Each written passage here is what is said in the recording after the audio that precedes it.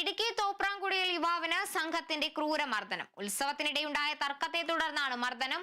തലയ്ക്കും കണ്ണിനും പരിക്കേറ്റ തോപ്രാംകുടി സ്വദേശി ഗുരുതരാവസ്ഥയിൽ തുടരുകയാണ്. സംഭവത്തിൽ 8 പേരെ പോലീസ് അറസ്റ്റ് ചെയ്തു. 8-അംഗ സംഘം തോപ്രാംകുടി സ്വദേശിയായ കുഴിക്കാട്ട് വിജേഷിനെ വളഞ്ഞിട്ട് ആക്രമിക്കുന്ന CCTV ദൃശ്യങ്ങളും പുറത്തുവന്നു.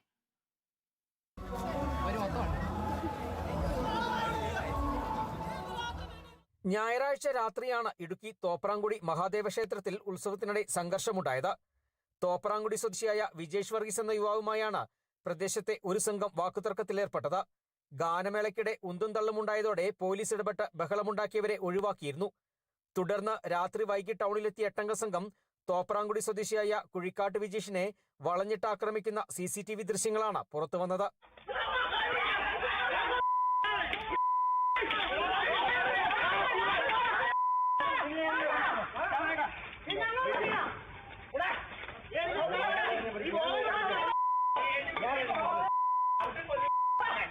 ആക്രമണത്തിന് ശേഷം സ്ഥലത്തു നിന്ന് രക്ഷപ്പെട്ട സംഘത്തെ പോലീസ് എറണാകുളത്ത് നിന്ന് പിടികൂടി മുരിക്കാശ്ശേരി സ്റ്റേഷനിലെത്തിക്കുകയായിരുന്നു. കാമാക്ഷി അമ്പലമേട് സ്വദേശികളായ അനന്തു, സച്ചു, തോപ്രാംകുടി സ്വദേശികളായ ശരത്, രാഹുൽ, അരുൺ അഭിലാഷ്, പ്രകാശ് സ്വദേശി നോബിൾ മത്തായി, കോന്നക്കാമാലി സ്വദേശി വിഷ്ണു, പടമുഖം സ്വദേശി സുനീഷ് എന്നിവരെയാണ് പോലീസ് പിടികൂടിയത്. വിശദമായ അന്വേഷണം ആരംഭിച്ചതായി മുരിക്കാശ്ശേരി പോലീസ് പറഞ്ഞു.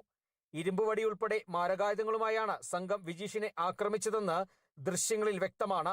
ക്രൂരമർദ്ദനത്തിന് ശേഷം റോഡിൽ വീണ് കിടന്ന വിജീഷിനെ നാട്ടുകാരാണ് ആശുപത്രിയിൽ പ്രവേശിപ്പിച്ചത്.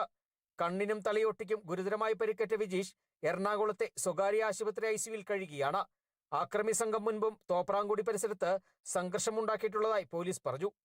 Kerala vision news, Idukki.